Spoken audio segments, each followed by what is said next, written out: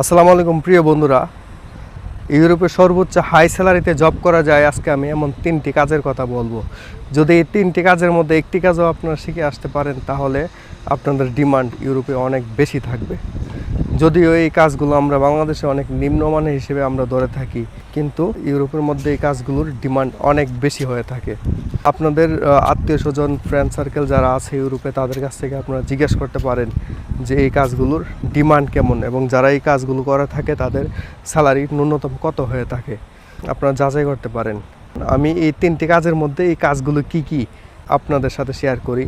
আসলে আমি আমার পরিচিত যারা ভাই ব্রাদার আছে বা যারা এখানে ফ্রেন্ড সার্কেল যারা জব করতেছে তাদের কাছ থেকে আমি জেনে শুনে তাদের পরিস্থিতি দেখে আমি আপনাদের সাথে শেয়ার করতেছি।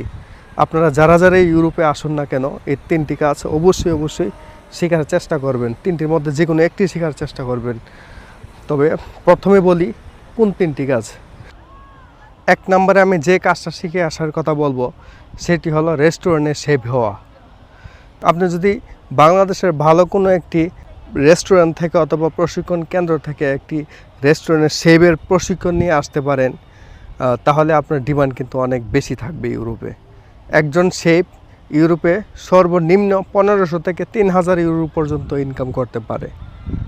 আর যদি শেফ হয়ে আসতে পারেন, এই শেফের ফেসিলিটি কী কী জানেন সেটি আজকে আমি শেয়ার করি। বাস্তব কথা, আমার পরিচিত এমনও কিছু শেফ আছে এই শহরে যে শেফদের কথায় রেস্টুরেন্টের মালিকরা উঠে এবং বসে। কারণটা কি জানেন?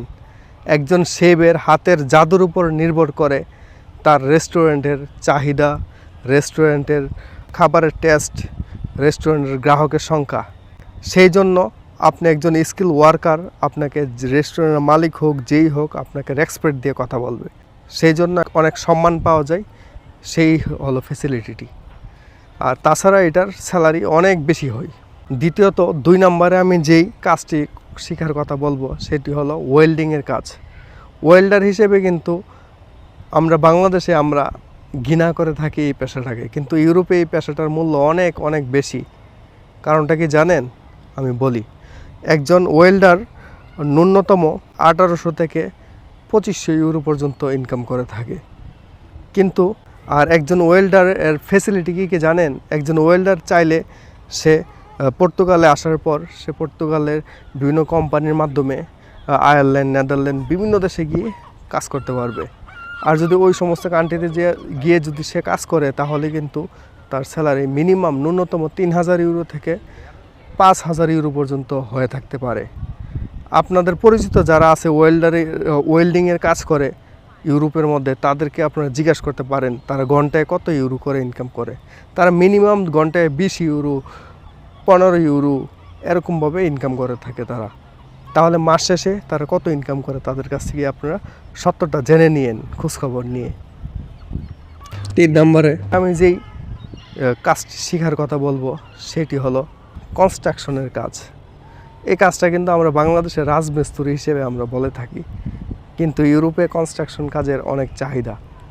একজন কনস্ট্রাকশন কর্মীর সর্বনিম্ন স্যালারি 1800 থেকে 2500 ইউরো পর্যন্ত হয়ে থাকতে পারে। আর কনস্ট্রাকশনের কাজ শিখে আসতে পারলেও কিন্তু আপনাদের সুযোগ সুবিধাগুলো পাওয়া যাবে কি কি, যেমন আপনি কোম্পানি থেকে থাকা খাওয়া এরকম অফার দেয়, আবার এই কোম্পানি থেকে আপনাকে ইউরোপের বিভিন্ন দেশেও পাঠাতে পারে, এরকম আরও অনেক ফ্যাসিলিটি আছে, অনেক সুযোগ সুবিধা পাওয়া যায়। তবে কনস্ট্রাকশন কাজটা যদিও একটু কষ্ট, তবে এটাতে কিন্তু সুযোগ সুবিধা বেশি এবং স্যালারি অনেক বেশি। একজন কনস্ট্রাকশন কর্মীকে কখনো বেসিক স্যালারি দেওয়া হয় না, তাদেরকে সর্বনিম্ন স্যালারি দেওয়া হয় 1800 ইউরো।